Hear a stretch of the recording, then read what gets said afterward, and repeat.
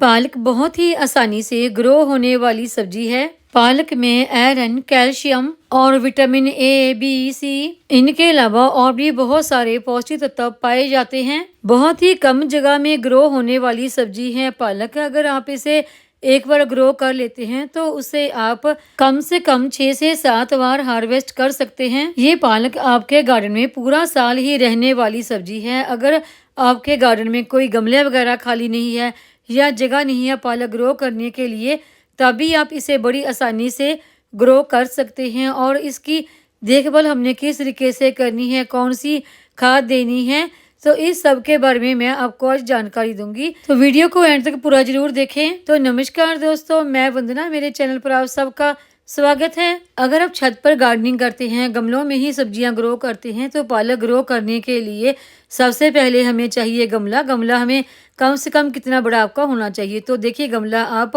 5 से 7 इंच चौड़ा और 5 से 7 इंच गहराई वाला गमला ले सकते हैं। जिस गमले या ग्रो बैग में भी आप पालक ग्रो कर रहे हैं तो उसके ड्रेन होल का जरूर ध्यान रखें कि ड्रेन होल जरूर होना चाहिए। अगर ड्रेन होल नहीं होगा तो आपकी पालक स्प्राउट तो कर जाएगी, लेकिन फिर वो ग्रो नहीं होगी, वहीं पर मर जाएगी। तो अभी हम करेंगे पालक ग्रो। तो पालक ग्रो करने का सबसे बेस्ट टाइम कौन सा होता है, तो पालक को आप अक्टूबर से लेके फरवरी के महीने तक ग्रो कर सकते हैं। जो पालक आप फरवरी के महीने में ग्रो करते हैं वो आपको मई जून के महीने तक भी हार्वेस्टिंग दे सकती है। बस गर्मियों में आपको पालक को थोड़ा सा सेमी शेड एरिया में रखना होता है तो वो अच्छी हार्वेस्टिंग दे जाती है। और मैं तो पूरी गर्मियां ही अपने गार्डन से पालक के भी खत्म नहीं होने देती, और गर्मियों में मैं पालक को थोड़ा सा सेमी शेड एरिया में ही ग्रो करती हूँ, तो अच्छी वो ग्रो भी हो जाती है। अब बात आती है मिट्टी की कि पालक ग्रो करने के लिए किस तरह की मिट्टी हमने तैयार करनी है। तो उसके लिए हमने बिल्कुल वेल ड्रेन मिट्टी तैयार करनी है, जिसमें कि पानी बिल्कुल भी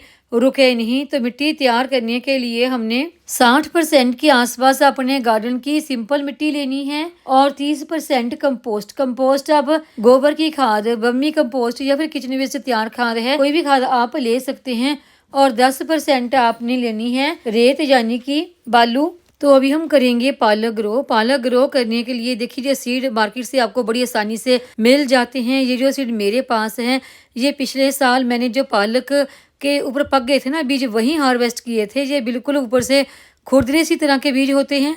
बीजों को आप एक ही जगह पर 3 से 4 बीज बो सकते हैं। तो बीजों को आप आधा इंच की गहराई पर बोएं और उनका जो आपस में फासला है वो 3 इंच का रखें। सारे बीज बोने के बाद उसे मिट्टी से ऊपर से अच्छी तरह से कवर कर दें। बस ध्यान रखें कि बीजों को आपने आधा इंच की गहराई पर और 3 इंच की दूरी पर ही लगाना है। पालक को आप कभी भी एक गमले में ना लगाएं। अगर आप पालक खाने के शौकीन हैं तो कम से कम 7 से 8 गमलों में पालक लगाएं, ताकि आपको खाने को पालक आपके घर से ही मिलती रहे और पूरी सर्दियां आपको मार्केट से पालक खरीदने की जरूरत ही ना पड़े। मैंने अपने गार्डन में काफी जगह पर पालक ग्रो कर रखी है। ये जो मेरी क्यारी है ये मैंने छत पर अपने बच्चों के साथ मिलकर बनाई है। तो यहाँ पर देखिए मैंने आपको बताया कि आप थोड़ी थोड़ी दूरी पर आधी इंच के गहरे गड्ढे से बनाकर उसमें 3-4 सीड पालक के ग्रो कर सकते हैं। लेकिन आप चाहें तो पालक के सीडों को क्यारी में या गमले में स्प्रिंकल करके भी ग्रो कर सकते हैं। स्प्रिंकल करने के बाद आप उनके ऊपर मिट्टी की एक लेयर बिछा दें। पालक के ये जो सीड हमने ग्रो की थे देखिए अब काफी बड़े होना शुरू हो गए हैं। पालक के प्लांट जो 2 इंच इतने बड़े बड़े हो जाएं और आपको लगता है कि आपके प्लांट काफी पास हैं, तो इनमें से बीच में से कुछ प्लांट निकाल दें। ये जो मेरे प्लांट है ना काफी पास भी हैं बीच बीच में, लेकिन ये प्लांट अभी छोटे हैं, 2 इंच इतने बड़े नहीं हुए। आपके प्लांट हो चुके हैं तो आप बीच बीच में से ऐसे प्लांट को निकाल दें। प्लांट को जड़ से ही निकालें ताकि आप इन्हें दूसरी जगह पर ग्रो कर सकें। प्लांट काफी पास लगे हैं तो उनके बीच में से प्लांट निकालना जरूरी होता है, ताकि आपके कुछ प्लांट तो अच्छी तरह से बढ़ फूल सकें। तो अब बात करते हैं इस प्लांट को देने के लिए लिक्विड फर्टिलाइजर की। तो वो आप कोई भी आप दाल धोते हैं उसका पानी, चावल धोते हैं उसका पानी, या फिर पनीर वाटर यानी कि पनीर बनाने के बाद जो पानी बचता है, ये सब फर्टिलाइजर आप दे सकते हैं। ये हमारे पौधों के लिए एक फ्री का लिक्विड टॉनिक होता है। इन फ्री की लिक्विड फर्टिलाइजर के साथ भी आप अपने पौधों को हेल्दी रख सकते हैं, लेकिन इनके अलावा आप अपने पौधों को कोई ना कोई खाद जरूर दें, क्योंकि खाद ही हमारे पौधों के लिए एक कंप्लीट मील होता है। पालक के प्लांट ग्रो करने के लिए अगर आपके पास कोई भी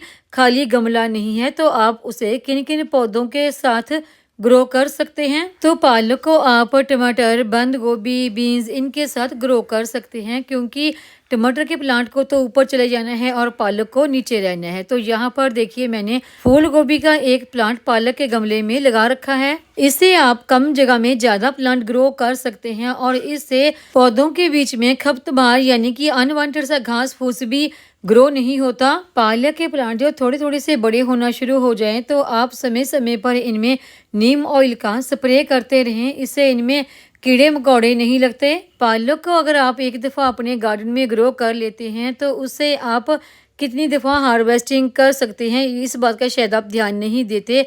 तो एक बार पालक ग्रो कर लेने के बाद उससे आप 6 से 7 बार हार्वेस्टिंग ले सकते हैं, क्योंकि जब भी आपको पालक चाहिए तो आप ऊपर ऊपर से उसकी पत्तियां निकालें, नीचे से जड़ ना निकालें। जब आप पालक की पत्तियां निकाल लेते हैं तो पत्तियां फिर से नई ग्रो हो जाती हैं। तो इसी तरह से आप उसकी काफ़ी दफ़ा हार्वेस्टिंग ले सकते हैं। पालक को लंबे समय तक लेने के लिए बस आप उसकी जड़ ना निकालें, जड़ निकाल देंगे तो फिर आपको पालक बार बार नहीं मिलेगी। पालक की सीड अगर आप नवंबर दिसंबर के महीने में ग्रो करते हैं तब तो आप इसको डायरेक्ट सनलाइट वाली जगह पे रख सकते हैं, क्योंकि ज़्यादा धूप नहीं होती सर्दियों में। अगर आप गर्मियों में या फिर जब ज़्यादा धूप होती है तब पालक को ग्रो करते हैं तो इसके गमलों को वहाँ पर रखें जहाँ पर सुबह शाम की ही धूप इनको आती हो, क्योंकि अगर सुबह शाम की धूप आएगी तो पालक अच्छी ग्रो होगी। पालक की सीड आप ग्रो करते हैं तो कम से कम हफ्ते में ही ये सीड जर्मिनेट हो जाते हैं। और जो पालक की हमें पहली हार्वेस्टिंग है वो जब सीड ग्रो किए हुए 40 दिन हो जाते हैं तब हमें मिल जाती है। पालक के प्लांट कभी भी हमारे गार्डन से ख़त्म ना हो और हमें हमेशा पालक की हार्वेस्टिंग मिलती रहे, तो इसके लिए हमने पालक किस तरीके से ग्रो करनी है और कितने गमलों में ग्रो करनी है। सबसे पहले तो देखिए इस क्यारी में मुझे पालक ग्रो किए हुए हफ्ता 10 दिन हो चुके हैं और इससे 10-12 दिन पहले मैंने इस पहले थैले में पालक ग्रो की और पहले वाले से 10 दिन पहले दूसरे थैले में और दूसरे वाले से 10-12 दिन पहले तीसरे वाले थैले में पालक ग्रो की। उससे उतने ही दिन पहले ये चौथा थैला, फिर उससे पहले ये 5वां थैला। इस तरह से देखिए मैंने इन 5 थैलों में पालक ग्रो कर रखी है और ये एक मैंने बड़ी क्यारी में भी अभी ग्रो की है। तो इतनी सारी पालक मेरे गार्डन में ग्रो हो गई है। पालक को कभी भी एक ही दिन ग्रो ना करें, बल्कि हफ्ता हफ्ता छोड़कर अलग अलग गमलों में ग्रो करें। इससे आपको लगातार अपने गार्डन से पालक मिलती रहती है और एक बार आप पालक ग्रो कर लेते हैं तो उससे आप 6 से 7 बार हार्वेस्टिंग करके पालक ले सकते हैं। पालक को कभी भी जड़ से ना निकालें। तो उम्मीद है आपको ये आज की जानकारी की वीडियो पसंद आई होगी। वीडियो पसंद आई हो तो वीडियो को लाइक, सब्सक्राइब, शेयर और कमेंट जरूर करें। बेल आइकन को दबाएं ताकि मेरी आने वाली हर नई वीडियो का नोटिफिकेशन आपको मिलता रहे।